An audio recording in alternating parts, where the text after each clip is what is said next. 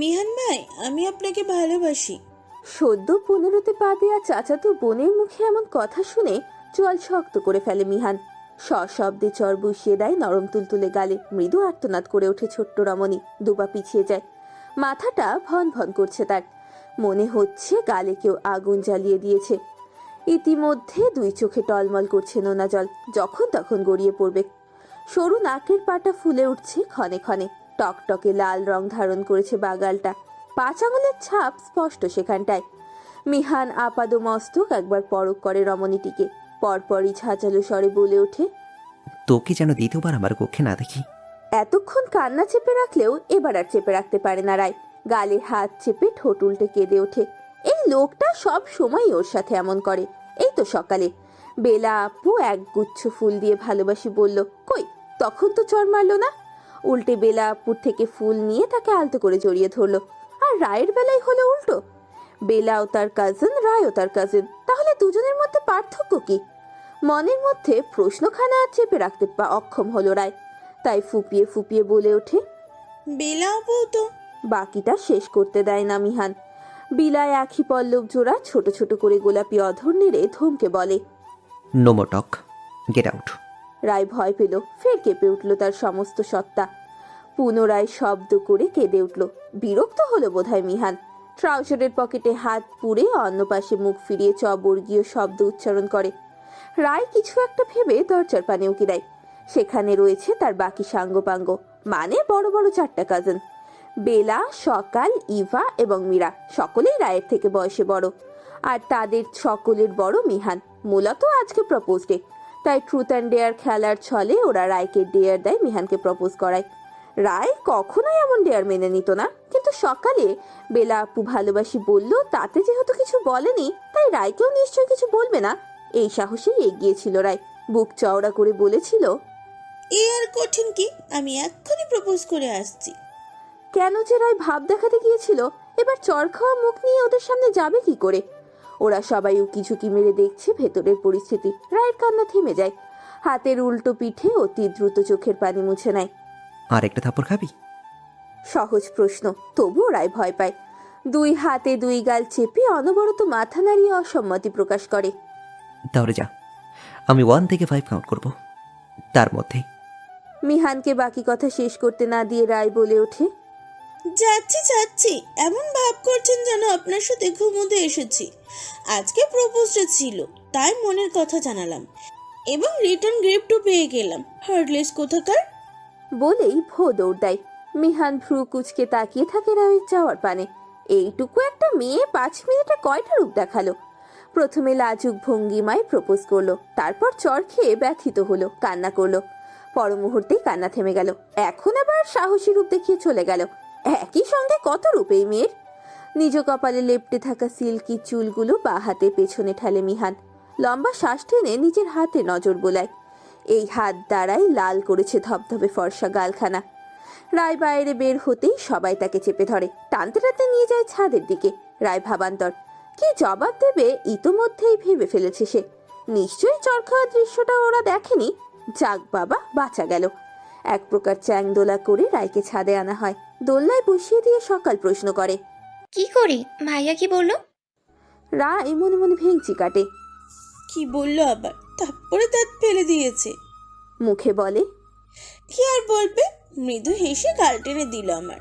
বলল, পিচ্ছি বড় হওয়া আগে। বেশ ভাব নিয়ে এই কথাগুলো বলে রায়। সবাই আশ্চর্য হয়ে তো তাকিয়ে থাকে রায়ের মুখপানে। আসলেই তাদের বড় ভাই এমন কথা বলেছে? সিরিয়াসলি? ইভা মাছি তাড়ানোর মতো হাত নাড়িয়ে বলে, ধুর চাপাবাজ, চাপা মারছিস? রায় ভেঙচি কেটে বলে, বিশ্বাস না করলে নাই, আমার কি? এমনি তো তুই বিশ্বাস না করলে আমি বেঁচে যাই। যে হিংসুটে। ইভা রেগে মেগে কিছু বলবে তার আগেই মীরা বলে, শুধুই গাল টেনেছে?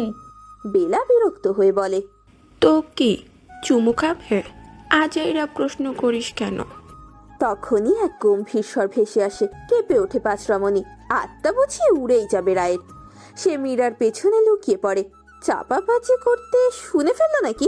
মিহানদের সামনে দাঁড়িয়ে গমগমে স্বরে বলে, এখানে কি? রাত 10টা বাজে। ব্যাস, সকলেই হুড়মুড়িয়ে নেমে যায় এক দৌড়ে। রায়ও দৌড় দিয়েছিল, তবে ওর ওড়নায় বেঁধে ঠাস করে পড়ে যায়। ডান পায়ে বেশ ব্যথা পেয়েছে রায়, একদম টন টন করছে গোড়ালি। উঠে দাঁড়ালেই বোধহয় মট করে ভেঙে যাবে। বাঁ পায়ের পাতাটাও বুঝি খুলে পড়ে যাবে। জীবনটা বোধহয় এখানেই থেমে গেল রে রায়। আর গুটি গুটি পায়ে হাঁটতে পারবি না তুই। গাছে উঠে আম চুরি করাও তো হবে না আর। বরের চুললে টান দিয়ে দৌড়ও দিতে পারবি না। বরই বা পাবে কোথায়? এমন পা ছাড়া মেয়েকে বিয়েই বা করবে কে? আর কতক্ষণ যে চাপাবাজি করলো। উকিল সাহেবে তো তার সামনে দাঁড়িয়ে। একে তো পা হারালো, তারপর বাঘ সামনে দাঁড়িয়ে, মরার উপর খরা। ইতোমধ্যেই চোখের কোণে পানি চলে এসেছে, নাকের পাটা ফুলিয়ে ফুসফুস করছে। ভয় এবং ব্যথায় অজ্ঞান হতে মন চাইছে। দু একবার চোখ বন্ধ করে জ্ঞান হারানোর নাটকটাও করলো অবশ্য, কিন্তু অবাধ্য বেইমান চোখ বন্ধই হচ্ছে না, উল্টে চোখের পাতা কাঁপছে। আপন চোখও আজকে বেইমানি করলো রায়ের সাথে।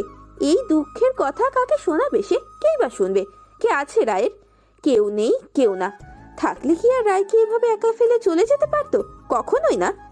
মাহির ছোট ছোট নয়নে তাকিয়ে গম্ভীর স্বরে ধমক দিয়ে শুধায়। প্রতিবন্ধী তুই? রায় মনে মনে ভেঙচি কাটে। আরে ভাই, তুই জানিস না? ছোট থেকে দেখছিস না বলদের মতন প্রশ্ন করিস। আমি যদি তোকে এখন প্রশ্ন করি বলদ আপনি, তাহলে তো ধমক দিয়ে বৃন্দাবন পাঠিয়ে দিবি। কথাই বলে না, জোর যার মুলুক তার। এই লোকটার হচ্ছে সেই অবস্থা। দেখছি সদ্য পা হারিয়ে বেচারি রায় দিশাহারা। কোথায় একটু আদর যত্ন করবে, নরম সরে প্রশ্ন করবে, রাইমা ঠিক আছিস তুই? কোথায় লেগেছে? মুহূর্তেই কোলে তুলে নেবে, অকপটে দুই চারটা চুমু খেয়ে নেবে পায়ে। তা না, বাঘের মতন হুঙ্কার তুলে প্রশ্ন করছে প্রতিবন্ধী নাকি? শালা, তোর বউ প্রতিবন্ধী? রায়ের থেকে প্রশ্নের জবাব না পেয়ে মাহিদ ফের প্রশ্ন ছড়ে। কথা কানে যায় না? ধমক খেয়ে ব্যথার কথা বেমানুম ভুলে যায় রায়। ধীর গতিতে দাঁড়িয়ে পড়ে। চরম শত্রু ওড়নাখানার দুই পাশটা শক্ত করে চেপে ধরে, যেন দুমড়ে মুচড়ে ওড়নার বংশ নির্বংশ করে ছাড়বে। বেয়াদব বেহায়া ওড়না, ইচ্ছে তো করছে চোরে দূর হতে, বহু দূরে পাঠিয়ে দিতে। আরেক সহ্য নাক এখনই পিটপিট করতে হচ্ছে। চোখে পানি এসেছে কি না এসেছে, নাকে পানি আসে সারা। আর একটু পরে আসলে কি এমন মহাভারত অসত্য হয়ে যেত? এইটুকু শরীরের প্রতিটা অঙ্গ প্রত্যঙ্গই রায়ের চরম শত্রু। মাহিদ বুঝে ফেলে এই বলদকে প্রশ্ন করে লাভ হবে না, তাই পা চালিয়ে ছাদের অন্য প্রান্তে চলে যায়। রায় ভেঙচি কাটে, নাকের সর্দি টেনে মুখ বাঁকিয়েই বলে। শালা হনুমান শান্তিতে চাপাটাও মারতে দেয় না। কি সুন্দর চাপা মারছিলাম, ওরা বিশ্বাসও করেছিল। তোর কপালে বউ ছুটবে না, আনরোমান্টিক হাতি। বিড়বিড় করে মাহিদকে বকতে বকতে চলে যায় রায়। ঠিকঠাক হাঁটতেও পারছে না মেয়েটা। ইস, পাটা ভেঙেই গিয়েছে, তবে ভালো কথা হচ্ছে খসে পড়ে যায়নি। আরে সোনা, পা চড়িয়ে ঠেসে একটা চুমু খেতে পারলে ভালো লাগতো, কিন্তু পাটা উপরে ওঠাবো কি করে? ভাবতে ভাবতে সিঁড়ি বেয়ে বহু কষ্টে নামার পরে দেখতে পায় মাহিদের বাবা মোশাররফকে। ড্রয়িং রুমে বসে খবরের কাগজ পড়ছেন তিনি। রাতের বাজে 10টা। এখন কি খবরের কাগজ পড়ার সময়? তবুও উনি পড়বেন। সারা দিন অফিস করে বলে সময় পান না। রাতে বাসায় ফিরে ডিনার করার আগ মুহূর্তে খবরের কাগজে চোখ বুলিয়ে তবেই খাবার খাবে। পাশেই রায়ের বাবা রাশেদুল বসে টিভি দেখছেন। তার আবার খবরের কাগজের নেশা নেই, তিনি সিরিয়াল প্রেমী। স্টার জলসার সিরিয়াল বেশ পছন্দ তার। ওনাকে সঙ্গ দিতে রয়েছে রহিমা বেগম, রায়ের দাদি। আর রায়ের মেজ চাচু রাকিব ফোন ঘাটছেন। এই মুহূর্তে ড্রয়িং রুমে উপস্থিত 4 জন মানুষই মহা ব্যস্ত। মনে মনে বুদ্ধি এঁটে ফেলে রায়। মোক্ষম একটা সুযোগ পেয়েছে সে। থাপ্পড় দেওয়ার শোধ এবার তুলে ফেলবে। রাইমা হককে থাপ্পড় দেয়া, তাই না? শালা হাতি, তোকে আজকে ছাঁটা পেটা করে ছাড়বো। মনে মনে পৈশাচিক হাসি হেসে মুহূর্তেই উচ্চস্বরে কেঁদে ওঠে রায়। কাঁদতে কাঁদতে এগিয়ে যেতে থাকে মোশাররফ হকের নিকট। এমনভাবে হাঁটছে যেন পাটা ভেঙে গিয়েছে। রায়ের কান্নার শব্দে মুহূর্তেই সেখানে হাজির হয়েছে সকাল, বেলা, মীরা এবং ইভা। ওরা বেশ ভয়েই আছে। রায়কে হাড়ে হাড়ে চেনে তারা। কার নামে যে নালিশ দেবে এটাই দেখার বিষয়। 3 ভাই ইতোমধ্যে নিজেদের কাজ ফেলে রায়ের পানে নজর দিয়েছে। রাশেদুল উঠে এসে রায়ের হাত ধরে তাকে সোফায় বসায় এবং নিজে বসে পড়েন ফ্লোরে। ব্যথা পাওয়া পাটা তুলে নিজের রানের ওপর রাখেন। আলতো হাতে পরখ করতে থাকে কতটা ব্যথা পেয়েছে। রিনা, সুমি এবং সালমা 3 যা মিলে খাবার রেডি করছিল। রায়ের কান্নায় তারাও চলে আসে। মেয়ের কান্নারত মুখ দেখে রিনার বুকের ভেতরটা মোচড় দেয়। দুরু দুরু বুকে এগিয়ে যায়, জিজ্ঞেস করে, ভাবে ব্যথা পেলে? রায় ঠোঁট উল্টে বলতে যাবে তার আগেই মোশাররফ বলে, ছোট বউ, আগে বরফ নিয়ে এসো, পরে শুনবো। মুহূর্তেই সুমি দৌড়ে যায় বরফ আনতে। সালমা তার মেয়েদের পানে চোখ পাকিয়ে তাকায়। তার ধারণা তার মেয়েরাই কিছু করেছে। সকাল এবং বেলা মায়ের দৃষ্টিতে শুকনো ঢোক গিলে ইশারায় বোঝায়, আমরা কিছু করিনি। কিন্তু মোটেও বিশ্বাস করে না সালমা। হাড়ে হাড়ে তিনি চেনেন তার মেয়েদের। সুমি বরফ আনতেই রাশেদুল মেয়ের পায়ে ঘষে দেন তা। ইতোমধ্যেই রায়ের কান্না থেমে গেছে। মায়ের আঁচল টেনে চোখ মুখো মুছে নিয়েছে সে। রাকিব শান্ত স্বরে বলে, ছোট আম্মু, এবার বলুন কিভাবে ব্যথা পেলেন? থেমে যাওয়া কান্নাগুলো আবারও দলা পাকিয়ে বেরিয়ে আসতে চায়। রায় মনে মনে নিজেকে বাহবা দেয়। বাহ রায়, তুই তো দেখছি পাক্কা অভিনেত্রী। চালিয়ে যা বোন, হাতিকে আজকে বিড়াল বানিয়েই ফেল। রহিমা বেগম খেকে উঠে বলেন, ট্যাডা ফেলাই দিছে তোরে, একবার ক খালি, আমি দেইখা নিতাছি। রায় বড় চাচুর পানে তাকায়, ঠোঁট উল্টে বলে, তুমি কিন্তু বিচার করবে চাচু, একদম ছেড়ে দেবে না, ঠিক আছে? মোশাররফ নিজের আসন ছেড়ে উঠে আসেন, রায়ের পাশে বসেন, মাথায় হাত বুলিয়ে বলেন। একদম ছাড়বো না, বলো একবার। তখন মিহান সিঁড়ি বেয়ে নিচে আসে। রায়ের কান্নার শব্দ আগেই শুনেছে সে, তবে প্রতিক্রিয়া করেনি। চোখ বন্ধ করে বলে দিতে পারবে পরবর্তীতে কি হতে চলেছে। এই একরত্তি মেয়েকে হাড়ে হাড়ে চেনে সে, জন্ম থেকেই খুব ভালো করে চেনে। রায় আচমকা মিহানের দিকে আঙুল তুলে বলে, বড় ভাই আমাকে ধাক্কা মেরে ফেলে দিয়েছে। সুমি বেগম এগিয়ে আসে ছেলের কাছে, প্রশস্ত বুকে হাত বুলিয়ে বলে, আব্বা, রায়কে ধাক্কা দিচ্ছিস কেন? চিন্তিত তিনি, স্বামীর রাগ সম্পর্কে অবগত।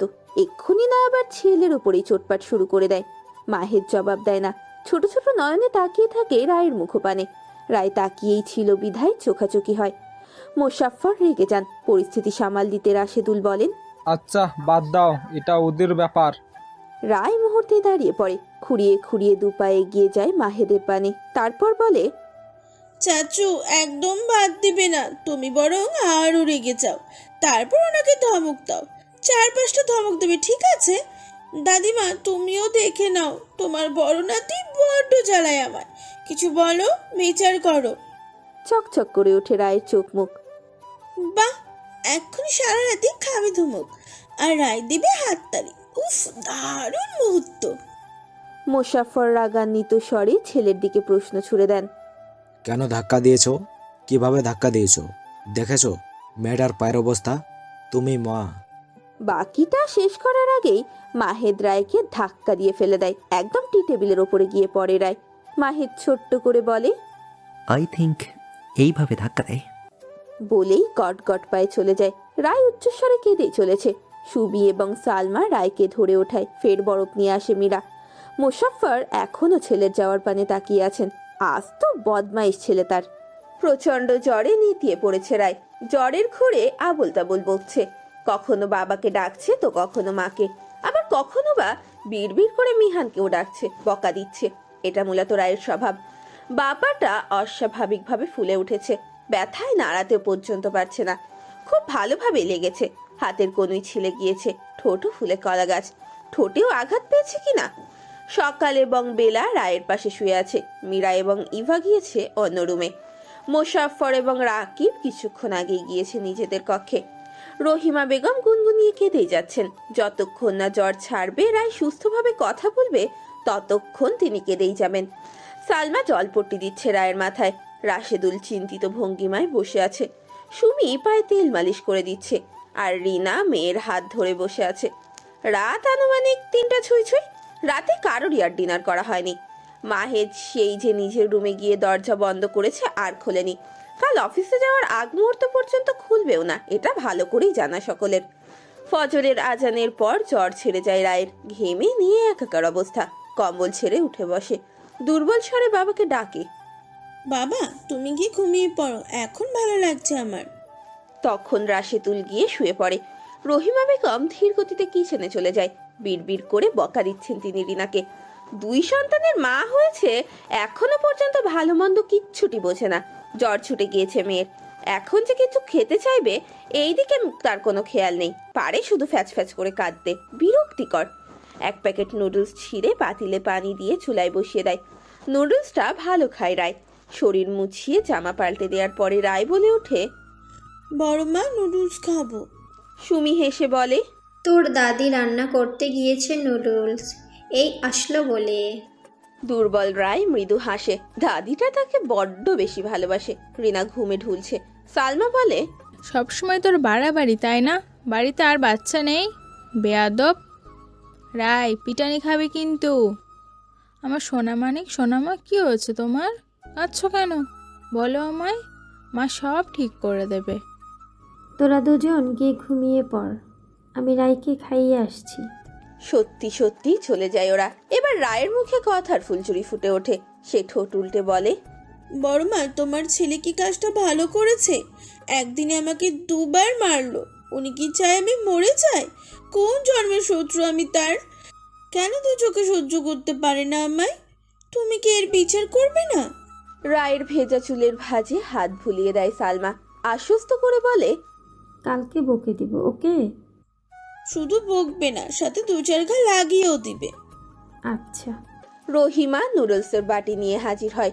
কক্ষে সালমাকে একা দেখে রাগ যেন তার দ্বিগুণ বেড়ে যায়। উচ্চস্বরে বলে ওঠে, মহারানী ঘুমাতে চলে গিয়েছে। মেয়ে কি তোমার? সবসময় তোমার ওপর দায়ভার ছেড়ে পারাপার হবে কেন? সালমা জবাব দেয় না, রায়কে খাইয়ে দিতে থাকে। রহিমা খানিকক্ষণ বকবক করে চলে যায়। সূর্যি মামা আজকে লুকিয়েছে মেঘের আড়ালে। প্রতিজ্ঞা করেছে তার সুদর্শন এবং সুন্দর মুখখানা দেখাবে না আজকে আর কাউকেই।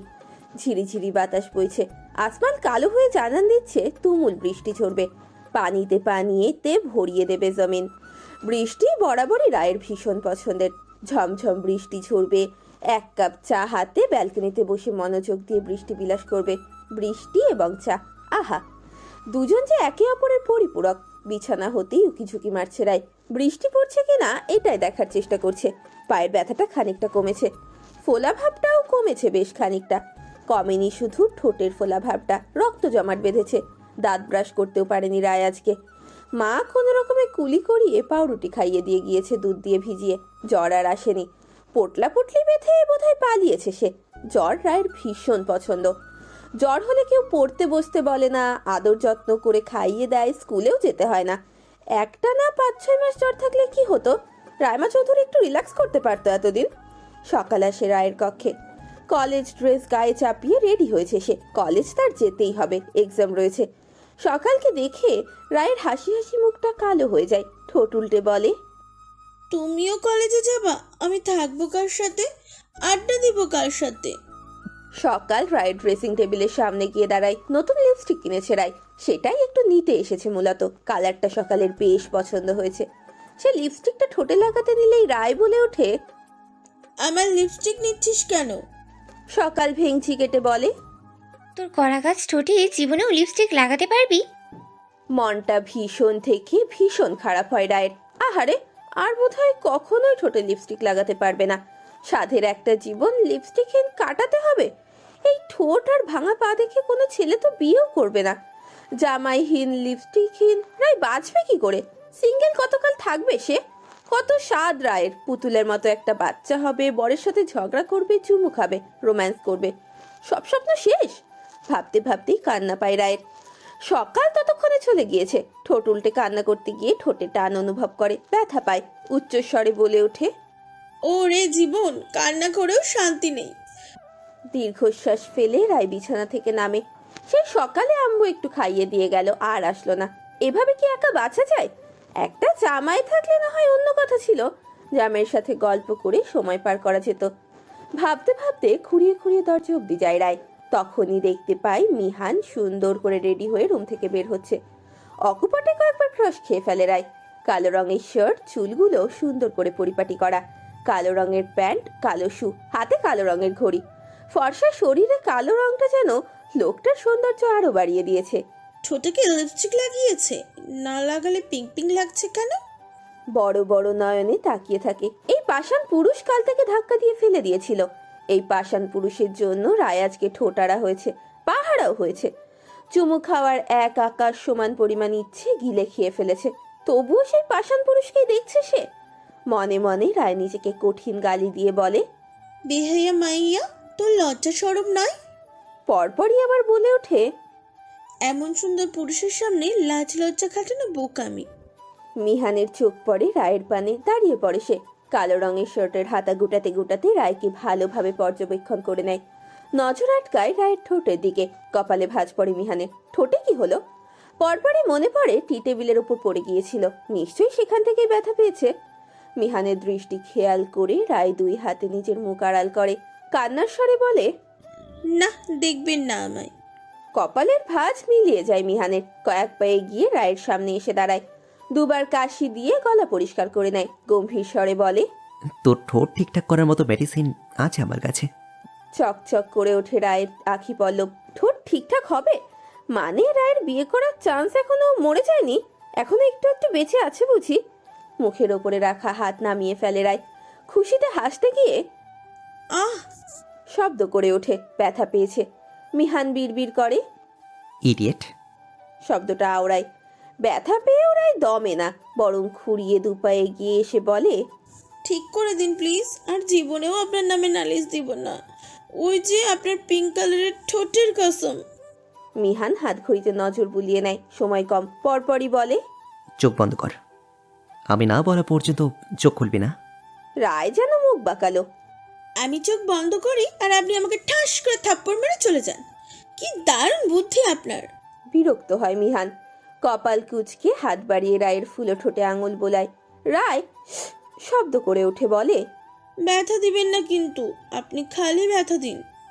তো তোকে আদর করব? করতে পারেন, আমি মাইন্ড করব না। মিহান রায়ের ঠোঁটে চাপ প্রয়োগ করে। ব্যথায় চোখ মুখ খিচে নেয় রায়, চোখে পানি চলে আসে, নাক ফুলাচ্ছে মেয়েটা।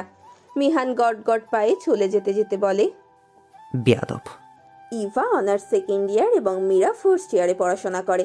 সকাল এবং বেলা দুইজনেই টুইন, তারা ইন্টার সেকেন্ড ইয়ারে পড়ছে, আর রায় ক্লাস 9-এ। ওরা সবাই এক কলেজে হওয়ার সুবিধার্থে একসাথেই যাতায়াত করে, আর রায় একা একা। মাঝে মধ্যে বাবা চাচু দিয়ে যায়, আবার মাঝে মধ্যে একাই পথ চলতে হয়। কি যে বিরক্ত লাগে রায়ের। স্কুলে কি একা যাওয়া যায়? একদমই যায় না। তার উপর আজকে ফুপি আসবে, বাড়িতে মেহমান আসলে নিশ্চয়ই বাচ্চারা স্কুলে যায় না, কিন্তু রায়ের যেতে হচ্ছে। বড় বাবার সামনে স্কুলে না যাওয়ার বাহানা বানাতেই দিল এক রাম ধমক। সেই ধমক খেয়েই রায় কুপোকাত। কেউ ভালোবাসে না তাকে। এই তো পাক্কা 1 সপ্তাহ বিছানায় শুয়ে বসে সুস্থ হলো। এখন কি উচিত নয় আরো কিছুদিন শুয়ে বসে সুস্থতাকে রেস্ট দেওয়া? অবশ্যই উচিত, কিন্তু কেউ কি আর শোনে রায়ের কথা? ধমকে ধামকে জীবন বের করে দেয়। মাঝে মধ্যে রায়ের ইচ্ছে করে এই বাড়ি থেকে চলে যেতে, যেখানে কেউ তাকে ধমক দেবে না। সাদা রঙের স্কুল ড্রেস পরিহিত রায় কাঠ ফাটা রোদ্দুরে আপন মনে এসব ভাবতে ভাবতে হাঁটছে। কাঁধে ঝুলছে হ্যালো কিটের মাথাওয়ালা ব্যাগ। চুলগুলো দুটো বিনুনি গেঁথে দিয়েছে বড় মা। মাথায় সাদা রঙের ক্যাপ, পায়ে সাদা জুতো, গলায় ঝুলছে আইডি কার্ড। রাইমা রহমান কেমন আছো? হঠাৎ কারোর আওয়াজে থামে রায়, ঘাড় উঁচু করে তাকায় সামনের দিকে। তাদেরই স্কুলের বড় ভাই, এই তো ফেব্রুয়ারিতে এসএসসি পরীক্ষা দেবে, নাম সাব্বির। সেই ডেকেছে মূলত।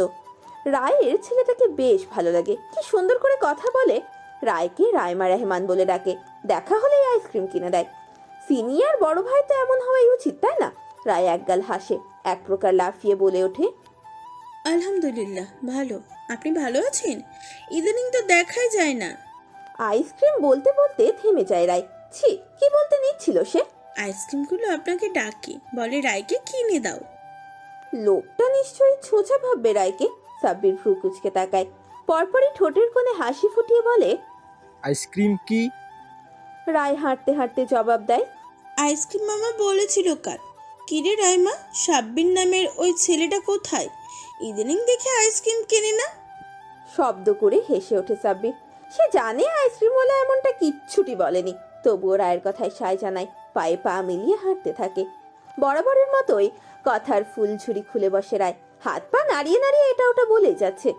স্কুলের কাছাকাছি একটা আইসক্রিম পার্লার রয়েছে। সাব্বির রায়কে দাঁড়াতে বলে পার্লারে ঢুকে পড়ে। বের হয় হাতে দুটো কোন আইসক্রিম নিয়ে।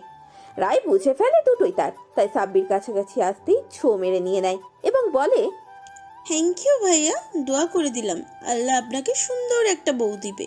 বলেই স্কুলের ভেতরে চলে যায়। সাব্বির আহাম্মকের মতো দাঁড়িয়ে থাকে। মূলত সে একটা আইসক্রিম এনেছিল নিজের জন্য আর একটা রায়ের জন্য। ভেবেছিল আরো কিছুক্ষণ গল্প করবে আর আইসক্রিমের মজা নেবে। রায় মনের সুখে আইসক্রিম খেতে খেতে স্কুলের মাঠের মাঝখান দিয়ে হাঁটছে। ইতোমধ্যেই একটা আইসক্রিমের অর্ধেক খাওয়া শেষ। ঠোঁটের চারিপাশে মাখিয়ে গিয়েছে কিছুটা। সেদিকে অবশ্যই রায়ের খেয়াল আছে, তবে এই মুহূর্তে দুটো হাতই আটকানো। ব্যাগ থেকে টিস্যু বের করে মুখ মোছার সুযোগ নেই তার। স্কুলের সবাই জোড়ায় জোড়ায় যাচ্ছে, সবারই বন্ধু বান্ধবী আছে, শুধু রায়ের নেই। সে একা স্কুলে আসবে, একা ক্লাস করবে এবং একাই বাসায় ফিরবে। তার কোনো বন্ধু বান্ধবের প্রয়োজন হয় না। হঠাৎ রায় খেয়াল করে হেড স্যারের কক্ষ থেকে মিহান বের হচ্ছে। প্রথমে ভেবেছিল ভুল দেখেছে হয়তো, পরে ভালো করে খেয়াল করে দেখে ঠিকই দেখেছে। মুহূর্তেই চিন্তিত হয়ে ওঠে রায়ের আদল। এই লোক এখানে কেন? কি করছেটা কি? রায়ের নামে নালিশ জানাতে আসেনি তো হেড স্যারের কাছে? নালিশ জানালেই বাকি। হেড স্যার বেশ ভালোবাসেন রায়কে, ছেলের বউ বলে ডাকেন কি না। সে নিশ্চয়ই হাতির কথা শুনে রায়কে বকবে না। মনে মনে ভেঙচি কাটে রায়। মিহানের পাশে রয়েছে আতিক ভাইয়া। ও আতিককে ভালো করেই চেনে, চিনবে না? সে যে সর্বক্ষণ মিহানের আশেপাশে থাকে, ছায়ার মতো। মনে হয় গার্লফ্রেন্ড বোধহয়। নিজের স্কুলে নিজের পরিবারের মানুষ এসেছে আর রায় কথা বলবে না, এটা কি হতে পারে? তাছাড়াও মিহানের ওপর তার এখন আর রাগ নেই, ভুলে গেছে সবটা। সে আবার রাগ বেশিক্ষণ মনের মধ্যে চেপে রাখতে পারে না। রায় এক দৌড়ে এগিয়ে যায় মিহানের দিকে। ততক্ষণে মিহানও বেশ খানিকটা এগিয়ে এসেছে। সে অবশ্য রায়কে খেয়াল করেনি। রায় দৌড়াতে দৌড়াতে মিহানের সামনে গিয়ে থামে। মিহান বা চোখের ভ্রু উঁচু করে ছোট ছোট নয়নে তাকায় রায়ের মুখপানে। আতিক হাসার চেষ্টা করে বলে, রায় যে, ভালো আছো? রায় হাঁটুতে এক হাত ঠেকিয়ে হাঁপাচ্ছে, এক হাতে দুটো আইসক্রিম তার। ভালো আছি ভাই, কিন্তু আপনারা এখানে কেন? আমার জন্য এসেছেন? আতিক এক পলক তাকায় মিহানের দিকে। কি জবাব দেবে? এসেছে তো রায়ের জন্যই, কিন্তু এই কথা কি বলা ঠিক হবে? মিহানের দৃষ্টি রায়ের ঠোঁটের আশেপাশে লেগে থাকা আইসক্রিমের পানে। পরপরই হাতের দিকে তাকায়, গম্ভীর স্বরে বলে, আইসক্রিম কোথায় পেলি? কে দিল? রায়ের ঠান্ডার দোষ আছে, আর আইসক্রিমও ভীষণ পছন্দ তার, তাই তাকে বেশি টাকা দেওয়া হয় না। ওই 20-30 টাকা মতো দেওয়া হয়। ওই টাকা দিয়ে অবশ্যই দুটো কোন আইসক্রিম কেনা যাবে না। রায় আইসক্রিমের পানে তাকিয়ে বলে, সাব্বির ভাই আছে না, ওই যে আপনার বন্ধু সালমান ভাইয়ের ভাই, উনি কি? বাকিটা শেষ করার আগেই মিহান রায়ের হাতে থাকা আইসক্রিম ফেলে দেয়। দুটো আইসক্রিম পড়ে আছে সবুজ রঙের ঘাসের মধ্যে। রায়ের ছোট্ট মনখানা আহত হয়, চোখের কোণে পানি জমে। সরু নাকের পাটাতন ফুলাতে ফুলাতে কাপা কাপা গলায় বলে, কি করলেন এটা আপনি? পরবর্তীতে কারো কাছ থেকে কিছু নিলে তোর জিপ আমি কেটে দেব, ইডিয়েট। বলেই গটগট পায়ে চলে যায়। আতিক রায়কে ইশারায় বোঝায়, পরে অনেকগুলো কিনে দেব। তবুও রায়ের মন ভালো হয় না, চোখের পানি আটকাতে অক্ষম হয়। দুই গাল বেয়ে টপ টপ করে গড়িয়ে পড়ে। তাকিয়ে থাকে পাষাণ পুরুষটি চলে যাওয়ার দিকে। ইতোমধ্যেই পার্কিং এ চলে গিয়েছে সে। কালো রঙের গাড়িখানার দরজা খুলে তাতে ঢুকেও পড়েছে। রায় মনে মনে বলে, I just hate you Mihan ভাই, আর কোনোদিন আপনার সাথে কথা বলবো না। সিঙ্গারা বানিয়েছে সালমা বেগম, তার হাতে সব রান্নাই দুর্দান্ত। এই যে সিঙ্গারা বানিয়েছে, এটাও ভীষণ সুস্বাদু। বাড়ির সকল বাচ্চারা খেতে বসে গেছে, হই হুল্লোড়ে মেতে উঠেছে পরিবেশ। রায়মা বেগমের একমাত্র কন্যা মোহনাও ইতোমধ্যেই চলে এসেছে। এই বাড়িতে ছেলের সংখ্যা কম, কম বলতে খুবই কম। এই যে রায়মা বেগমের বড় ছেলে মোশাফফরের এক ছেলে এক মেয়ে, মিহান এবং মীরা। মেজ ছেলে রাকিবের 2 মেয়ে, সকাল এবং বেলা। ছোট ছেলে রাশেদুলের 2 মেয়ে, ইফা এবং রায়মা। মোহনার এক ছেলে এক মেয়ে, তানভীর এবং মেঘলা। মূলত তানভীরই এই পরিবারের সবচেয়ে বড় ছেলে। সে বর্তমানে পড়ালেখার পাট চুকিয়ে পারিবারিক পোশাকের ব্যবসায় হাত লাগিয়েছে। বাচ্চারা সকলে নিজেদের মতো গল্পে মেতেছে, আর বড়রা তাদের মতো। সবকটা ভাই বোনদের মধ্যে রায় সব থেকে বাচাল। তার মুখে সারাটা ক্ষণ খই ফুটে চলেছে। আজকেও তার ব্যতিক্রম নয়। সিঙ্গারা মুখে পুড়ছে আর হাত নাড়িয়ে নাড়িয়ে কথা বলছে। কখনো কখনো খিলখিল করে হেসে উঠছে। তানভীর মনোযোগ দিয়ে দেখতে থাকে রায়কে। বয়সে রায় তার থেকে 11 বছরের ছোট। জন্মের পরে তানভীরই প্রথম কোলে তুলে নিয়েছিল রায়কে। সকলের ছোট এই বাচ্চাটির প্রতি সফট কর্নার রয়েছে তানভীরের। সেটা অবশ্যই বোন হিসেবে নয়, বউ বানানোর স্বপ্ন দেখে সে। ইভা রায়ের মুখ চেপে ধরে এক পর্যায়ে। সব কথা তুই বললে আমরা কি বলবো? এবার তুই চুপ থাকবি। সকাল ইভাকে চোখ রাঙিয়ে বলে, বলুক ও কথা, আমরা এনজয় করছি। ব্যাস, রায় আশকারা পেয়ে গেল। ইভার হাতে চিমটি কেটে দেয় সে। তারপর আবারও কথার ফুলছুরি খুলে বসে। তবে এবার মিহানের নামে নালিশ দিচ্ছে। আইসক্রিম খেতেই দিল না আমায়, আমার হাত থেকে ঠাস করে ফেলে দিল। তানভীর ভাইয়া, তুমি এর বিচার করো। ওই হাতিকে ধমকে ধমকে আধমরা করে ফেলবে, বুঝলে? তানভীর শান্ত স্বরে বলে, আচ্ছা ধমক দিব, তবে তোমারও উচিত হয়নি ওই ছেলের সাথে আইসক্রিম নেওয়া। নেক্সট টাইম আর নেবে না। রায় ভাবুক স্বরে বলে, তাহলে কি আইসক্রিম খাবো না আর? কেন খাবে না, আমি এনে দেব। খুশিতে লাফিয়ে ওঠে রায়। এরই মধ্যে মিহান চলে আসে, চোখে মুখে ক্লান্তির ছাপ তার। রায়ের নজর পড়ে মিহানের পানে। ঘামে ভেজা মুখখানা দেখে বড্ড মায়া হয়। আগে কি হয়েছে না হয়েছে সব যেন মস্তিষ্ক থেকে বেরিয়ে গিয়েছে। মিহান শান্ত দৃষ্টিতে রায়ের দিকেই তাকিয়ে আছে, না চোখের পলক ফেলছে আর না কোনো কথা বলছে। রায় আশেপাশে নজর বোলায়, একটা চেয়ারও ফাঁকা নেই, এমনকি সোফায় একটুও বসার জায়গা নেই। অগত্যা রায় দাঁড়িয়ে পড়ে এবং সাথে সাথেই মিহান রায়ের জায়গায় বসে পড়ে। মেঘলা এবং তানভীরের সাথে কথা বলতে থাকে। এই কেমন আছিস, কখন এসেছিস, সেইটুকুই। বেশি কথা বললে তো আবার ট্যাক্স দিতে হবে কি না। রায় ভেঙচি কেটে এসির পাওয়ার বাড়িয়ে দেয় এবং এর পরপরই এক দৌড়ে চলে যায় কিচেনে। বেশি করে চিনি, ট্যাং এবং লেবুর রস দিয়ে ছটপট শরবত গুলে ফেলে, তাতে কয়েক টুকরো বরফের টুকরোও দেয়। ঠান্ডা শরবত ক্লান্তি দূর করে, দাদি বলে। তারপর চলে যাওয়ার জন্য পা বাড়াতেই কিছু একটা ভাবে, শয়তানি হেসে পুরো গ্লাসের মুখে নিজের ঠোঁট ছোঁয়ায়। এবার মিহান বাবু রায়ের ওষ্ঠ ছোঁয়ানো জায়গায় নিজের ওষ্ঠ ছুঁইয়ে শরবত খাবে। ইস! কালো রঙের সুতির ওড়নাখানা মাথায় পেঁচিয়ে চলে যায় ওদের কাছে। সেখানে গিয়েই রায় দেখতে পায় আর এক ঘটনা। মিহান আইসক্রিম এনেছে সকলের জন্য। টি টেবিলের ওপরে অনেকগুলো কোন আইসক্রিম এবং সকলের হাতেও আইসক্রিম। মজা করে খাচ্ছে সবাই। রায়ের ঠোঁটের কোণে হাসি ফুটে ওঠে। লোকটা তার জন্যই এনেছে আইসক্রিম। রায়কে গুরুত্ব দিল তবে। ছোট্ট মনটা বাকবাকুম করে ওঠে রায়ের। ইচ্ছে করে চিল্লিয়ে বলতে, আমার মিহান ভাই আইসক্রিম এনেছে আমার জন্য, তোমরা কেউ খাবে না, আমি একা খাবো। কিন্তু এটা পড়লে যে পিঠের ওপর দু চার ঘা পড়বে তা বেশ ভালোই জানে রায়, তাই চেপে যায়। মিহানের সামনে শরবতের গ্লাসটা এগিয়ে দেয়। মিহান এক পলক রায়ের মুখ পন্নে তাকায়। মাথায় ঘোমটা দেখে ভ্রু কুঁচকে ফেলে, আবার লজ্জা লজ্জা ভাব দেখে চোখে মুখে। মিহান মনে মনে বেশ কয়েকবার ইডিয়ে টাউরিয়ে গ্লাসখানা হাতে নেয়। গ্লাসে চুমুক দেওয়ার পূর্বেই বুঝতে পারে স্ট্রবেরির ঘ্রাণ আসছে। কপাল কুঁচকে রায়ের দিকে ফের তাকায় মিহান, আর তখনই নজর পড়ে ঠোঁটের পানে। স্ট্রবেরি ফ্লেভারের লিপ বাম লাগিয়েছে। এই লিপ বাম মিহানই কিনেছে, রায় চুরি করে নিয়ে গিয়েছিল। গ্লাসের সাথে ঠিক কি হয়েছে তা ভাবতেই মিহানের চোখ মুখ অস্বাভাবিক হয়ে ওঠে। বুকের ভেতর উথাল পাথাল ঝড় বইতে থাকে। জিভ দিয়ে ঠোঁট ভিজিয়ে এক চুমুকে গোটা গ্লাস ফাঁকা করে ফেলে। পরপরে গ্লাসটি টি টেবিলে নামিয়েই মুহূর্তে প্রস্থান করে। সবাই অবাক হয়, হঠাৎ চলে গেল কেন? রায়ও চমকেছে বেশ। সে তো ভেবেছিল দিবে একটা থাপ্পড় লাগিয়ে, কিন্তু কিছুই বলল না যে। সে কি বুঝতে পারেনি কিছুই? অবশ্য বুঝবে কি করে। চিন্তিত রায়কে বেলা বলে, নে রাই, ভাইয়া আইসক্রিম এনেছে, আমাদের জন্য 2টো করে, তোর জন্য 10টা, ফ্রিজে রেখে খেতে বলেছে। আর যদি কারো থেকে কিছু খাস তো তোর জিভ কেটে নিবে। রায় হেসে বলে, ফুরিয়ে গেলে আবার এনে দিতে বলেছি, তাই আর কারোর থেকে কিছু নিব না। তানভীরের ভালো লাগে না, এখানে আরো অনেকেই ছিল। রায় কেন মিহানের জন্য শরবতগুলো আনবে? কেন? রায় নিজের আইসক্রিমগুলো তুলে দৌড়ে চলে যায় মিহানের কক্ষের সামনে। আইসক্রিমের পলিথিনটা বুকের সাথে চেপে ধরে পর্দা সরিয়ে উকি দেয়। দরজা খোলাই রয়েছে, তাই মাথাখানা ঢুকিয়ে ফেলে সে।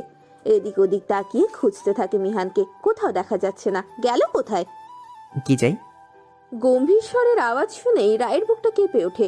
পরপরই নিজেকে স্বাভাবিক করে গুটি গুটি পায়ে কক্ষে ঢুকে পড়ে এবং রিনরি নিয়ে বলে, আপনার ফ্রিজে রাখতে দেবেন আইসক্রিমগুলো? কিচেনে থাকা ফ্রিজে রাখলে বেলা আপু, সকাল আপু, মীরা আপু আর ইভা আপু মিলে খেয়ে ফেলবে। রাক্ষস কিনা ওরা। মিহান জবাব দেয় না, তার মনোযোগ ফোনের স্ক্রিনে। জামা কাপড় ছাড়েনি এখনো। 3টে বালিশ একত্রে করে তাতে মাথা রেখে ফোন ঘাটছে। চুপ থাকা সম্মতির লক্ষণ ভেবে মিহানের পার্সোনাল ফ্রিজখানার পানে এগিয়ে যায় সে। এই কক্ষে বড় সাইজের একখানা ফ্রিজ রয়েছে, তাতে কি রয়েছে তা জানা নেই রায়ের। ফ্রিজের ওপরের পাটটা খুলতে যেতেই মিহান ফের গম্ভীর স্বরে বলে, নিচে রাখ। রায় বাধ্য মেয়ের মতো নিচের পাটটা খোলে, পুরোটাই ফাঁকা। আইসক্রিমগুলো সাজিয়ে রাখতে রাখতে রায় বিড়বিড় করে বলে, কিছুই রাখবি না? তাহলে কিনেছিলি কেন, হাতি কোথাকার? আর মুখে বলে, প্রতিদিন একটা করে নিয়ে খাবো, ঠিক আছে? মিহান বোধহয় ছোট্ট করে বলেছিল, তবে রায় শুনতে পায়নি। নিজ কার্য শেষ করে চলে যাওয়ার তাগিদে পা বাড়ায় রায়। তখনই শুনতে পাই, তোর ঠোঁটের টেস্ট জঘন্য। মধ্য রজনী অবধি চলছে হই হুল্লোড়। সকল বাচ্চারা মিলে ছাদে মাদুর পেতে আড্ডায় মেতেছে। খানা পিনার আয়োজন করা হয়েছে সেখানে। সন্ধ্যা নাগাদ তানভীর আতিককে সাথে নিয়ে গিয়ে কিনে এনেছে বেশ কয়েকটা মুরগি। সেগুলো পরিষ্কার করে দিয়েছে সালমা এবং রিনা বেগম। সাইজ করে কেটেছে বেলা, সকাল এবং ইভা। ম্যারিনেট করেছে তানভীর এবং আতিক। এখন সেগুলো ছাদে পোড়ানো হচ্ছে। ইট দিয়ে চুলা বানানো হয়েছে, তার উপরে লোহার জালি। মাদুরের ওপরে বসে সকলেই কথা বলছে। তানভীর, আতিক এবং মিহান মাংস পোড়াচ্ছে। রায় স্থির থাকতেই পারছে না। কখনো মাদুরে বসছে তো কখনো পিৎজার সাইজ স্লাইসে কামড় বসাচ্ছে। কখনো আবার চুলার ধারে এসে জিজ্ঞেস করছে, কখন হবে? হচ্ছে না কেন? এত দেরি লাগে পড়তে, খাবো কখন? তানভীর বারবার বলছে আগুনের ধারে না যেতে, কিন্তু ছটফটে রায় সে কথা তোয়াক্কা করছে না মোটেও। ইতোমধ্যে রিনা বেগম কয়েকবার এসে সাবধান করে গিয়েছে রায়কে। বড্ড ছটফটে কিনা, কখন কোন অঘটন ঘটিয়ে বসবে তার কোনো হিসাব আছে নাকি? মেঘলা খানিকক্ষণ চাপটে জড়িয়ে ধরে রেখেছে রায়কে। সকাল ভূতের গল্প বলছে। রায় কয়েক মিনিট চুপচাপ গল্প শুনল। পরপরই মেঘলার থেকে নিজেকে ছাড়িয়ে নেয়। বড় করে হাঁপ ছেড়ে বলে, যাই দেখে আসি হলো কিনা। পরপরই উঠে দৌড় লাগাতে চায়। ইভা হাত টেনে ধরে বলে, ভাইয়া রয়েছে এখানে রাই, ধমক দিবে তোকে, শান্ত হয়ে বস। রায় ভেংচি কেটে হাত ছাড়িয়ে নেয়। সাদা রঙের টি শার্টের গলা টেনে ভাব দেখিয়ে বলে, আসতে বলিস ধমক দিতে, হাতিকে ঘোড়া বানিয়ে দেব, সাবধান করে দিলাম। বলেই দৌড় দেয়। এবার এত জোরে দৌড় দেয় যে চুলার মধ্যে প্রায় পড়ে যাচ্ছিল স্লিপ কেটে। মিহান হাত ধরে আটকে দেয়। সকলেই আটকে ওঠে এবং মৃদু স্বরে আর্তনাদ করে। তানভীরের বুক কাঁপছে এখনো। জোরে জোরে শ্বাস টানছে সে। বেলা ইতোমধ্যে দৌড়ে এসেছে। রায় চাপটে জড়িয়ে ধরে। সকলের দৃষ্টি খেয়াল করে রায় ক্যাবলা মার্কা হাসি দিয়ে বলে, আরে ইয়ার, ফুটেজ খাচ্ছ কেন? রায় স্ট্রং, বুঝলে? কিছু হয় না তার। পর বাকি কথা শেষ হওয়ার আগেই মিহান ধমকে বলে ওঠে, একটা থাপড় দিয়ে না দাঁত ফেলে দেব। বিয়াদব, সবসময় বাড়াবাড়ি না। মুহূর্তেই পরিবেশ শান্ত। ছটফটে রায়ের ছটফটানি থেমে গিয়েছে। সে মাথা নিচু করে ফেলে। চোখের কোণে পানি আসলো বলে কলিজা উড়ে যাচ্ছিল তার। তানভীর এগিয়ে আসে। বেলার থেকে রায়কে নিয়ে এক হাতে আগলে নেয় তাকে। মিহানকে চোখ পাকিয়ে বলে, একদম ধমকাবি না। রাই, যাও আপুদের সাথে গিয়ে বসো। মিহান বিরক্তির শ্বাস ফেলে, কিচ্ছু বলে না। বেলা রায়ের হাত ধরে টেনে নিয়ে যেতে যেতে বলে, আর আসবে না ভাইয়া, সরি। হ্যাঁ। রায় চুপচাপ চলে যায় বেলার সাথে। মুখের কথা তার গায়েব হয়ে গেছে। এত জোরে কেন ধমক দেবে? রায় কি বাচ্চা নাকি? আরে শালা, আগুনে পড়তে নিয়েছিলাম, পড়ি তো আর নেই। আর পড়লেই বা তোর ব্যাপার কি? হনুমান কোথাকার হাতির বাচ্চা, তোর কপালে বউ জুটবে না শালা। মনে মনে মিহানের গোষ্ঠী উদ্ধার করে দিচ্ছে রায়। ফের গল্পে মশগুল হয় ওরা। এবার মেঘলা শুরু করে। তার কলেজ থেকে ট্যুরে নিয়ে গিয়েছিল সুন্দরবন। সেখানে গিয়ে এক ভৌতিক কাহিনীর সম্মুখীন হয়েছিল, সেটাই বলতে থাকে। এবার রায় পুরোপুরি মনোযোগ দেয় গল্পে। সকালের কোলে মাথা রেখে চুপচাপ শুনতে থাকে। মাঝে মধ্যে না বুঝলে জিজ্ঞাসাও করে নেয়। এতে অবশ্য মেঘলা বিরক্ত হয় না। 5 বোনের মধ্যে এই একটাই বেশি কথা বলে। সকলের কথার মধ্যেই চিকেন রেডি হয়ে যায়। টমেটো সস দিয়ে সবার প্লেটে সার্ভ করে মিহান। রায়ের প্লেটে 2 লেগ পিস দেয় আর অনেক বেশি সস। রায়ের ভীষণ পছন্দ কিনা, এতে বাকিরাও কিছু মনে করে না। মিহান রায়ের সামনে প্লেটে গিয়ে দিতেই ছো মেরে নিয়ে নেয় এবং গরম লেগ পিসেই কামড় বসায়। পরপরই গরমে আর্তনাদ করে ওঠে। হাঁ করে ইভার সামনে। ইভা ফু দেয়। তবুও রায়ের গোলাপি অধর জোড়া টকটকে লাল হয়ে ওঠে। ঠোঁট দুটো মেশাতে পারছে না। বেশ ভালোভাবে ছ্যাঁকা খেয়েছে যে। মিহান দীর্ঘশ্বাস ফেলে। তানভীর রাগী স্বরে বলে, সবকিছুতেই তোমার এত তাড়াহুড়ো কেন রাই? রাগে ফুঁসে ওঠে। চোখ পাকিয়ে তাকায় তানভীরের পানে।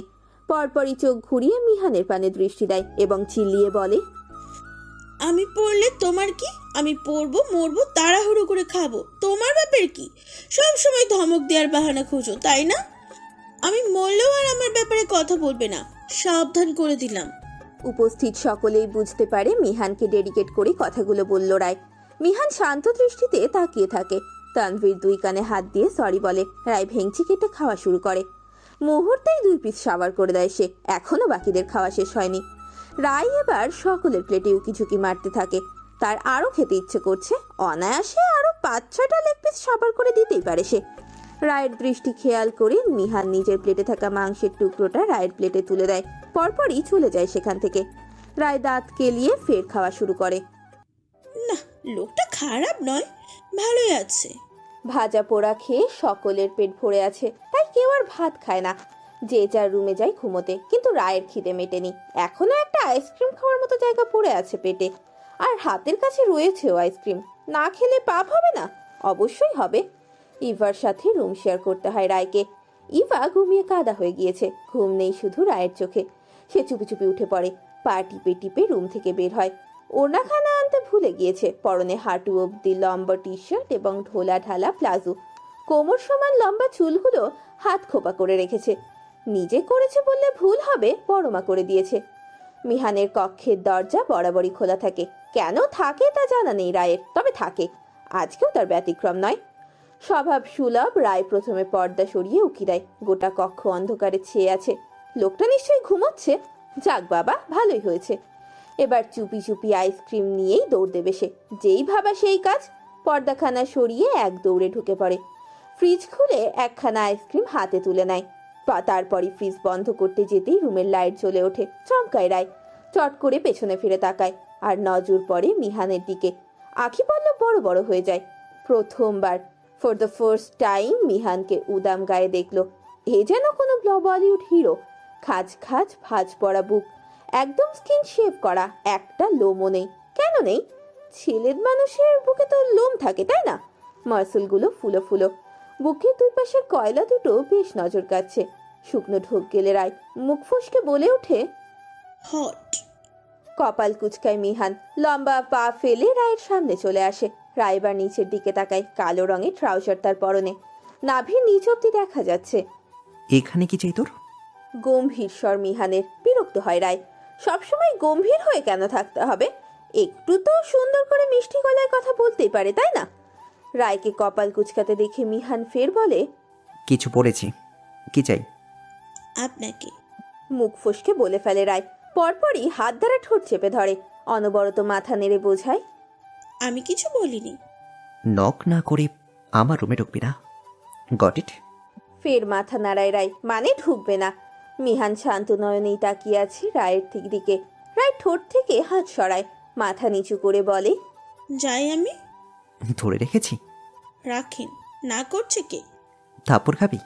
চাচ্ছি। ভেংচি কেটে বিড়বিড় করতে করতে বেরিয়ে যায় রায়। দরজা অব্দি গিয়ে দাঁড়িয়ে পড়ে। পেছনে ঘুরে বলে, আপনি মারাত্মক হট মিহান ভাই, খালি একটু আনরোমান্টিক। গতকাল ইচ্ছে মতো ভাজা পোড়া খাওয়ার দরুন আজকে পেটে ব্যথায় নড়তে পারছে না রায়। ক্ষণে ক্ষণে কেঁদে উঠছে। তার কান্নার একমাত্র জায়গা ড্রয়িং রুম। নিজ কক্ষে একাকী কান্না করে মজা আছে? কেউ দেখবে সেই কান্না? কেউ বুঝবে তার সমস্যা? একদমই নয়। মোশাফফর কিছুক্ষণ বসেছিল রায়ের শিওরে। গ্যাসের ওষুধ খাইয়ে দিয়েছে। কিছু মুহূর্ত পরে কমে যাবে বলে আশ্বস্তও করেছে। তবুও রায়কে থামানো যাচ্ছে না। মেয়েরা অসুস্থ হলে রিনা বেগম সর্বক্ষণ থ মেরে মেয়েদের পাশে বসে থাকবে। কোনো কাজ করতে পারবে না বা একটু যত্নও নিতে পারবে না। আজকেও তার ব্যতিক্রম নয়। রায়ের মাথাটা কোলে নিয়ে চুপচাপ বসে আছে। রাশিদুল গিয়েছে অফিসে। জরুরি কাজ পড়েছে তার, যাওয়াটা বাধ্যতামূলক। রহিমা বেগম ছেলের বউদের বকাঝকা করে রান্নাঘর থেকে বের করে দিয়েছেন। নিজেই ফেনা ভাত রান্না করতে লেগে পড়েছেন তিনি। মেয়ের হয়েছে পেট ব্যথা, ওরা তাকে খাইয়েছে দুধ, আবার খাইয়েছে শাক ভাত। এরা কখনোই যত্নশীল হবে না। সকাল বেলা ইভা, রোদেলা তারা ঘুমাচ্ছে সকলে। সারা রাত ঘুমাতে পারেনি রায়ের যন্ত্রণায়। একটু পরপরই কেঁদে উঠেছে উচ্চস্বরে। তানভীর জানতো না। এই মাত্র নিজ কক্ষ হতে বের হয়ে জানতে পারলো। মুহূর্তেই সে বিচলিত হয়ে ওঠে। কি করবে না করবে ভাবতে ভাবতে পাগল হওয়ার উপক্রম। কখনো ডাক্তারকে কল করছে তো কখনো স্যালাইন গুলছে। অবশ্য রায় স্যালাইন খাচ্ছে না। সময়ের ক্রমে পেটে ব্যথা বেড়ে যাচ্ছে রায়ের। অসহ্যনীয় হয়ে উঠছে। চিৎকার করে কেঁদে উঠছে মেয়েটা। রায়ের কান্নার শব্দে বিচলিত হচ্ছে সকলেই। সালমা বেগম রায়ের মাথায় তেল দিচ্ছে আর বকা দিচ্ছে, একটা মুহূর্ত নীরব থাকবে না, সারাক্ষণ দৌড় ঝাঁপ করতেই হবে তাকে। এমন দোষী মেয়ে দুটো দেখিনি আমি। রহিমা বেগম ছোট্ট বাটিতে ফেনা ভাতের সাথে লঙ্কা ডলতে ডলতে উপস্থিত হন। চোখ পাকিয়ে সালমাকে বলেন, আমার বুড়ে ধমক দিলে তোমার খবর আছে, সাহস বাড়াইয়া গেছে গা। মুখ ভাঙিয়া দিমু। দাদিকে দেখে রায় হাত বাড়ায়, তার কাছে যেতে চাইছে। রহিমাকে দেখে মোশাফফর উঠে দাঁড়ায়। মোশাফফরের জায়গায় রহিমা বসে পড়ে। তখন সেখানে উপস্থিত হয় মিহান। শান্ত দৃষ্টিতে পর্যবেক্ষণ করতে থাকে সবটা। একটুও বিচলিত দেখালো না তাকে, যেন আগে থেকেই প্রস্তুত ছিল এমন কিছু একটাই হবে। রহিমা 2 চামচ ফেনা ভাত মুখে তুলে দেয় রায়ের, সাথে সাথেই গা গুলিয়ে বমি আসে। মুখ চেপে ধরে দৌড়ে যায় বেসিনে। তার পেছন পেছন যায় সালমা এবং তানভীর। বেশ খানিকটা সময় নিয়ে বমি করে ক্লান্ত হয়ে পড়ে। তানভীর বাহু ধরে এনে বসায় সোফায়। এবার কথা ফুটে ওঠে রায়ের মুখে, কান্না বন্ধ হয়েছে তার। এ বাবা, বমি করলাম কি না করলাম অমনি ব্যথা গায়ে। বাবা, দারুণ তো। বিরক্তিতে চোখ মুখ কুঁচকে ফেলে মিহান। বড় বড় পা ফেলে এগিয়ে যায় ডাইনিং এর দিকে। সালমাকে উদ্দেশ্য করে বলে, খেতে দেবে কি না? মুহূর্তেই সালমা দৌড়ে যায় খাবার দিতে। মোশাফফরও গিয়ে বসে পড়ে মিহানের পাশে। সকলেরই খিদে পেয়েছে, কিন্তু রায়ের অবস্থার জন্য খাওয়ার কথা মুখ ফুটে বলে উঠতে পারেনি। বমি করে রায়েরও পেট ফাঁকা হয়ে গিয়েছে, খিদে খিদে পাচ্ছে। তাই সে দাদিকে বলে, দাদু একটু নুডলস করে দেবে গো, আমার ভীষণ খিদে পেয়েছে। কেউ কিছু বলবে তার আগেই মিহান বলে ওঠে, এখন নুডলস খেলে তোর জিভ আমি কেটে দেবো। ইডিয়েট, চুপচাপ ফেনা ভাত খা। মুখ কালো করে ফেলে রায়। এভাবে ধমক দিতে পারলো? রায় না অসুস্থ? অসুস্থ মানুষকে কেউ ধমক দেয়? গাল ফুলিয়ে কুশন জড়িয়ে বসে পড়ে। কথাই বলবে না আজকে আর। তানভীর ছলে বলে কৌশলে বোঝানোর চেষ্টা করে, নুডলস পরে খেও। কিন্তু রায় জবাব দেয় না। অগত্যা তানভীর খেতে চলে যায়। সকাল বেলা ইভা এবং মেঘলাও চলে আসে, ওরাও খেতে বসে যায়। খাওয়া দাওয়ার পর্ব শেষ হতেই সকলেই চলে যায় যার যার কাজে। রায় অসুস্থ বিধায় তাকে আর স্কুলে যেতে হয়নি। রায়ের খুশি আর দেখে কে, ইতোমধ্যেই 2-4টা লাফ দিয়ে ফেলেছে। যেদিন স্কুলে যেতে হয় না সেই দিনটা হচ্ছে ঈদের দিন। আহা, আরাম আর আরাম। মিহান আজকে সকাল সকাল অফিসের জন্য বেরিয়ে যায়নি, বোধহয় একটু বেলা করে যাবে। বেকার রায় কি করবে বুঝে উঠতে পারছে না। তাই ছোটে মিহানকে একটু চালাতে, বেশি না, এইটুকুনি চালাবে। গতকাল বাবা নূপুর বানিয়ে এনে দিয়েছে, সেটা পায়ে পড়ে নিয়েছে তখনই। চারিপাশে ঝুনঝুনিওয়ালা নূপুর। রায় যেদিকে হেঁটে যাচ্ছে সেই দিক থেকেই সুন্দর একটা শব্দ ভেসে আসছে। বরাবরের মতো মিহানের কক্ষের সামনে এসে মাথা ঢুকিয়ে দেয়। সাহেব কি করছে দেখার চেষ্টা করে, এবং যেটা দেখে তাতে রায়ের আঁখি পল্লব বড় বড় হয়ে যায়। উদাম গায়ে খাটের উপর হয়ে শুয়ে ল্যাপটপে মুভি দেখছে মিহান। ল্যাপটপের স্ক্রিনে ভেসে উঠেছে নায়ক নায়িকার চুম্বনরত দৃশ্য। অবশ্যই রায় বুঝতে অক্ষম হয় ঠিক চুমু খাচ্ছে নাকি কামড়াকামড়ি করছে। মিহানের কানে হেডফোন। এমন দৃশ্য দেখে অবশ্যই রায়ের উচিত ছিল লজ্জা পেয়ে দৌড়ে পালানোর, তবে রায় লজ্জা পায় না, বরং আরো দেখার ইচ্ছে জাগে তার মনে। তাই পা টিপে টিপে কক্ষে ঢোকে। দরজাখানা হালকা ভিড়িয়ে দেয় যাতে কেউ এসে রায়কে দেখতে না পায়। তারপর একদম মিহানের পায়ের কাছে বসে গালে হাত দিয়ে ল্যাপটপের স্ক্রিনে দৃষ্টি দেয়। নায়কটা কিন্তু জোশ, ঠিক মিহানের মতো। এতক্ষণে রায় বুঝতে পারলো কেন মিহানের বুকে লোম নেই। এই নায়ককে ফলো করে নিশ্চয়ই লোম তুলে ফেলেছে। তারপর ফুলো ফুলো পেশির কারণটাও ধরতে পারলো। এই নায়ককে কপি করেই এমন বডি ফুলিয়েছে। এবার নায়িকার পানে নজর দেয়। ছোট্ট একটা ফ্রক পরেছে সে, যেটা হাঁটু থেকে অনেক ওপরে। ব্রাউন কালার চুলগুলো কাঁধ সমান, ফুলো ফুলো ঠোঁটে লিপস্টিক ল্যাপটানো। জামার হাতা নেই, শুধু 2টো সুতোর মতো দড়ি। আর বুকের না আর ভাবতে পারছে না রায়, সে তো নায়িকা নয়। মিহান হিরোকে ফলো করেছে, এখন নিশ্চয়ই এমন হিরোইনের মতো কারোর সাথে প্রেম করতে চাইবে। মনটা খারাপ হয় রায়ের। পর মুহূর্তেই শুকনো ঢোক গেলে, এই হিরো যেভাবে নায়িকাকে খেয়ে ফেলতে চাইছে, মিহানও নিশ্চয়ই এমন খেয়ে ফেলতে চাইবে। ওর মতোই রোমান্টিক হবে বা ওর থেকেও বেশি। গলা শুকিয়ে আসে রায়ের। না, এই লোকের সাথে প্রেম করার চিন্তা বাদ দিতে হবে। বজ্জাত হাতি নিশ্চয়ই তার বউ বা প্রেমিকার সাথে এইভাবেই রোম্যান্স করবে। মেয়েটি বাঁচবে তো। দাঁড়িয়ে পড়ে রায়, তাকাই মিহানের পানে এবং পরপরই ল্যাপটপের স্ক্রিনে। কপালে বিন্দু বিন্দু ঘাম জমেছে রায়ের। ওনার কোনা দিয়ে ঘাম মুছে পাটি পেটে বেরিয়ে যায় কক্ষ হতে। দরজার বাহিরে এসে বুকে হাত দিয়ে কয়েকবার জোরে জোরে শ্বাস টানে। ছি ছি ছি, লোকটা এসব দেখে? হাতি শুধু হাতেই নয়, ভীষণ বাজে এবং খারাপ মানুষ। লাজ লজ্জাহীন, আবার দরজা হট করে খুলে রেখেছে। শালা হনুমান। রায়ের একটা হাত চলে যায় বুকে, অস্বাভাবিকভাবে কাঁপছে বুক।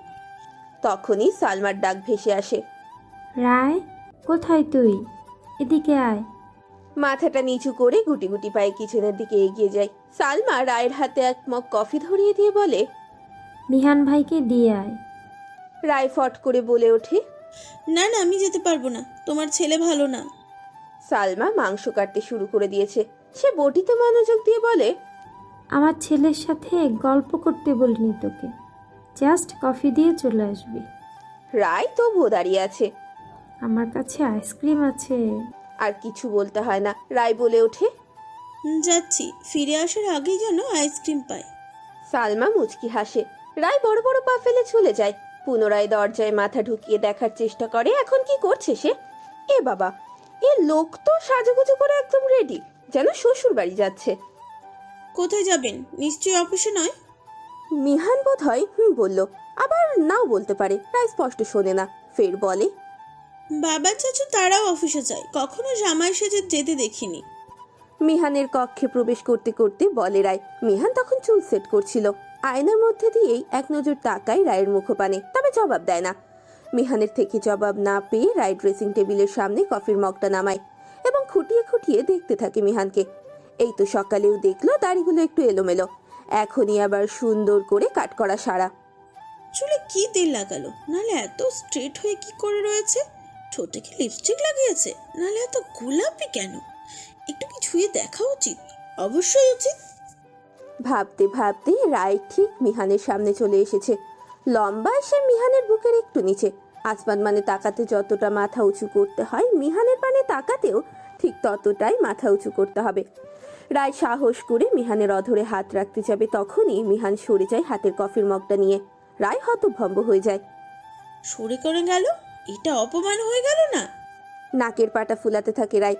ইতোমধ্যে চোখ দুটো টলমল করে উঠতে চায়। বেহায়া নাকটাও পিটপিটানি শুরু করে দিয়েছে। নিজের প্রতি বেদম বিরক্ত হয়ে মুখ ফুসকে একটা গালি বেরিয়ে আসে। বোধহয় সেই গালি শুনতে পেল মিহান, তাই ভ্রু বাঁকিয়ে তাকায় রায়ের মুখপানে এবং ঝাঁঝালো স্বরে ধমকে বলে, এখানে কি চাই তোর? রায় যেন এই সুযোগটারই অপেক্ষায় ছিল, তাই ধূপ থাপ পা ফেলে এগিয়ে যায় মিহানের সামনে। কোমরে হাত দিয়ে বলে, জবাব চাই। সেজেগুজে কোথায় যাচ্ছেন? জেনে কি করবি? যাবি আমার সাথে? রাগটা বোধহয় একটু কমলো রায়ের। আহারে, কত সুন্দর করে বলল, যাবি আমার সাথে। যেন কত দিনের প্রেমের সম্পর্ক তাদের বাবা মা মেনে নিচ্ছে না। এমন অবস্থায় মিহান একটা হাত বাড়িয়ে বলছে, যাবি আমার সাথে? ঠোঁটের কোণে হাসি ফুটে উঠতে চায়। রায়ের ওপরের ঠোঁটের বাপাসটা ফুলো, এটা সারা বছরই থাকে। ছোটবেলা থেকে যতবারই আঘাত পেয়েছে ঠোঁটের বাপাসেই পেয়েছে, তাই সেখানটাতে দলা বেঁধে গিয়েছে। ডক্টর দেখানো হয়েছিল, ডক্টর বলেছে অপারেশন করালে ঠিক হয়ে যাবে, কিন্তু রায় নারাজ, কিছুতেই অপারেশন করাবে না সে। বলা বাহুল্য, ঠোঁটে এই ফুলো ভাবটাই রায়ের সৌন্দর্যকে দ্বিগুণ বাড়িয়ে দিয়েছে। রণচণ্ডী রমণী হঠাৎ চঞ্চল হরিণী হয়ে ওঠে, এক প্রকার লাফিয়ে বলে ওঠে, অবশ্যই যাব, 10 মিনিটে রেডি হয়ে আসছি। যাবেন না কিন্তু? মিহান হ্যাঁ না কোনো জবাবই দেয় না, তার মনোযোগ সম্পূর্ণ কফিতে। রায় নাচতে নাচতে চলে যায় নিজ কক্ষে। ইতোমধ্যে ভেবে ফেলেছে মিহানের সাথে ম্যাচিং করে কালো গাউন পরবে সে। উঁচু জুতো তো পরতে হবে, না হলে যে মানাবে না দুজনকে। আধ ঘন্টায় সুন্দর করে সাজুগুজু করে বের হয় রায়। প্রথমে মিহানের কক্ষে গিয়ে দেখে সেখানে সে নেই। রায় ভাবে হয়তো নিচে রয়েছে, তাই চটজলদি নিচে নামে। উঁচু জুতো পরে নামতে একটু কষ্টই হয়, কিন্তু নিচে গিয়েও দেখে মিহান নেই। তানভীর টিভি দেখছে আর কফি খাচ্ছে। দাদি পান খাচ্ছেন আর টিভি দেখছেন, আর মা চাচিরা রান্না করছে। হাসি মুখটা কালো হয়ে যায় রায়ের। দাদির কাছে গিয়ে জিজ্ঞেস করে, মিহান ভাই কোথায়? জবাব দেয় তানভীর, সে কখন বেরিয়ে গিয়েছে। তানভীরের কথা শেষ হওয়ার আগেই রায় হাউ মাউ করে কেঁদে ওঠে, হাত পা ছড়িয়ে বসে পড়ে ফ্লোরে। সুন্দর পরিপাটি করে গুছিয়ে রাখা চুলগুলো টেনে ধরে। ভেবাচাকা খেয়ে যায় ওরা। তিন যা দৌড়ে বের হয় রান্নাঘর থেকে। রহিমা রায়ের পাশে বসে পড়েছে ততক্ষণে। কি হয়েছে বউ, কান্দোস কেন? রায় কাঁদতে কাঁদতে জবাব দেয়, উনি আমাকে নিয়ে যাবে বলেছিল, কি করে রেখে গেল? কেন রেখে গেল? আহাজারি করে কাঁদতে কাঁদতে নিজের পরনের গাউডও টানতে থাকে, নিজের শরীরে আঘাত করতে থাকে। সকলেই থামানোর চেষ্টা করে, রায়কে বোঝাতে চায়। তানভীর বলে সে ঘুরতে নিয়ে যাবে তো, কিন্তু কোনো কিছুতেই কোনো কাজ হয় না। উন্মাদ রায় যেন নিজের মধ্যে নেই। উঠে দাঁড়িয়ে ড্রয়িং রুমে থাকা ফুলের টব আছাড় মেরে ভেঙে ফেলে। ডাইনিং টেবিলে থাকা থালা বাসনগুলো সব ফেলে দেয়। কেউ থামাতে পারছে না রায়কে, কারো কথাই কানে তুলছে না। রিনা এবার রেগে যায়। মেয়ের পাগলামি দিনকে দিন বেড়েই চলেছে, বড় হচ্ছে না। সে রায়ের বাহু ধরে থামিয়ে পরপর 2 গালে 2 থাপ্পড় বসিয়ে দেয়। সব সময় তোর বাড়াবাড়ি, তাই না? বাড়িতে আর বাচ্চা নেই, বেয়াদব। ব্যাস, রায়ের পাগলামি থেমে যায়। স্থির হয়ে দাঁড়িয়ে পড়ে সে। কান্নাও থেমেছে, শুধু একটু পর পর ফুপিয়ে উঠছে। রহিমা ক্ষেপে যায়। সে বকা দিতে থাকে রিনাকে। রেগে রিনা নিজ কক্ষে চলে যায় এবং দরজা বন্ধ করে দেয়। সালমা রায়কে ধরতে যায়, কিন্তু তার আগেই রায় দৌড়ে নিজের জন্য বরাদ্দকৃত রুমে চলে যায় এবং দরজা বন্ধ করে দেয়। কয়েক মিনিটেই যেন ঘূর্ণিঝড় বয়ে গেল বাড়ির মধ্যে দিয়ে। তানভীর বেরিয়ে যায় বাড়ি থেকে। উদ্দেশ্য রায়ের জন্য আইসক্রিম এনে তার মন ভালো করে দেবে। রহিমা রিনাকে বকতে বকতে টিভি দেখায় মনোযোগ দেয়। সালমা ভাঙা কাচের টুকরোগুলো তুলতে শুরু করে। ব্যালকনি দিয়ে নেমে বাড়ি থেকে বেরিয়ে যায় রায়। কেউ দেখেনি। বাড়ির পেছনের রাস্তা দিয়ে উদ্দেশ্যহীনভাবে হাঁটতে থাকে। আর কখনোই ফিরবে না ও এই বাড়িতে। মিহান তাকে আশা দিয়ে নিল না। সে কি আগ বাড়িয়ে যেতে চেয়েছিল? নেবেই না যখন তখন কেন বলেছিল যাবি আমার সাথে? আর মা কি করে পারলো রায়কে মারতে? এখনো গাল দুটো টনটন করছে ব্যথায়। ভালো মতো হা পর্যন্ত করতে পারছে না। 2 চোখ বেয়ে অনবরত পানি গড়িয়ে পড়ছে। ভাঙা এবং কাঁচা রাস্তা হওয়ার দরুন এইদিকে খুব একটা বেশি জনমানবের দেখা নেই। শুনশান নীরবতা। অন্য সময় হলে রায় ভয় পেত, তবে আজকে পাচ্ছে না। ভেবে ফেলে প্রয়োজনে এই রাস্তায় জীবনযাপন করবে, তবু আর কখনোই বাড়িতে ফিরবে না সে। কেউ নেই রায়ের, কেউ না। তানভীর আইসক্রিম কিনতে গিয়ে বন্ধুদের চক্করে পড়ে যায় বিধায় তাড়াতাড়ি ফিরতে পারে না। অফিস টাইম শেষ। ফাইল গুছিয়ে বেরিয়ে পড়বে মিহান। আজকে একটু বেশি ধকল গিয়েছে। ক্লান্ত শরীরটা চেয়ারে এলিয়ে চোখ বন্ধ করে ফেলে মিহান। বাড়ি ফিরতে ইচ্ছে হচ্ছে না। এখানে একটা খাট হলে বেশ ভালো হতো, আরামে ঘুমিয়ে পড়তে পারতো। টেবিলের উপরে থাকা ফোনখানা অনবরত বেজেই চলছে। স্ক্রিনে মা লেখা উঠেছে। মিহান ঠিক জানে কল ধরলে মা বলবে, আব্বা, রায়ের জন্য আইসক্রিম নিয়ে আসিস। তাই ইচ্ছে করেই কল ধরছে না মিহান। সে এমনিতেই আইসক্রিম নিয়ে যাবে। একে একে 10 বার কল বাজে। 11 বারের মাথায় বিরক্ত হয়ে কল রিসিভ করে মিহান। ওপাশ থেকে বেশে আসে সালমার বিচলিত কণ্ঠস্বর। আব্বা, রায় তোর কাছে গিয়েছে? কপালে ভাঁজ পড়ে মিহানের। ফোনের স্ক্রিনে তাকায়। রাত 9টা বেজে 40 মিনিট। রায় বাড়িতে নেই। মুখটা কেঁপে ওঠে তার। বরাবরের মতো গম্ভীর স্বরে বলে, না। ওকে খুঁজে পাওয়া যাচ্ছে না। পরপরই কল কেটে দেয়। মিহানের কপালে চিন্তার ভাঁজ পড়ে। খুঁজে পাওয়া যাচ্ছে না মানে? উঠে দাঁড়ানোর শক্তিটুকুও বোধহয় হারিয়ে ফেলেছে সে। মাথাটা ঝিমঝিম করছে। হন্যে হয়ে খুঁজছে সবাই রায়কে, কিন্তু পাচ্ছে না। দিশেহারা রাশেদুল রাস্তায় বসে পড়ে। আসমান মানে তাকিয়ে কেঁদে ওঠে উচ্চস্বরে। রাত 11টা বেজে গিয়েছে, এখনো তার কলিজার দেখা পেল না। তানভীর অন্য রাস্তায় গিয়েছে। মোশাফফর পুলিশ স্টেশনে। সব আত্মীয় স্বজনের বাড়িতে কল করা হয়ে গিয়েছে, কোথাও যায়নি সে। মিহান প্রথমে বাড়িতে আসে। রায়ের কক্ষে গিয়ে চিন্তা করে কোথায় যেতে পারে সে। সকলের ভাষ্য মতে ব্যালকনি দিয়ে নেমেছে। তখনই মিহানের নজর পড়ে বাড়ির পেছন দিকে অবস্থিত সরু রাস্তার পানে। এখান দিয়েই গিয়েছে রায়। ঘড়ির কাঁটায় নজর বুলায়। 11টা বেজে 15 মিনিট। অন্ধকারে ভয় পায় মেয়েটা। সময় নষ্ট না করে রায়ের মতোই ব্যালকনি দিয়ে নেমে পড়ে। ফোনের ফ্ল্যাশ অন করে হাঁটতে থাকে উদ্দেশ্যহীনভাবে। রাগ করে বাড়ি থেকে বের হলেও এখন রায়ের বেশ ভয় করছে। কোথায় এসেছে সে ঠিক জানে না। সেই কাঁচা রাস্তা ধরে হাঁটতে হাঁটতে হঠাৎ বড় রাস্তা চোখে পড়েছে। সেই রাস্তায় উঠতে উঠতেই চারিপাশে অন্ধকারে ঢেকে গিয়েছে। চিন্তিত রায় কি করবে না করবে ভেবে উঠতে পারছে না। রাস্তায় অবস্থিত ল্যাম্পপোস্টের পাশে বসে পড়েছে সে। অন্ধকার সে মোটেও সহ্য করতে পারে না। একটু পরপরই শোষো করে গাড়ি চলে যাচ্ছে। দূরে দূরে মানুষ দেখা যাচ্ছে, কিন্তু কেউ রায়ের কাছে এগিয়ে আসছে না, কেউ জিজ্ঞেস করছে না, কি হয়েছে, কে তুমি, হারিয়ে গিয়েছো? বাড়ির থেকেও কেউ আসছে না রায়কে নিতে। দিশেহারা রায় উচ্চস্বরে কেঁদে উঠছে একটু পরপর। কাঁদতে কাঁদতে চোখ মুখ লাল হয়ে গিয়েছে। ভয়ে শরীরের লোমকূপ দাঁড়িয়ে গিয়েছে। কতবার যে বাবা ডেকে বলে উঠেছে তার হিসেব নেই। রাত বাড়ার সাথে সাথে বাড়ছে ঠান্ডা। ভয়ে এবং ঠান্ডায় ঠক ঠক করে কাঁপছে রায়ের ছোট্ট তনু। মিহান দাঁড়িয়ে পড়ে। ওই তো সামনে রায়কে দেখা যাচ্ছে।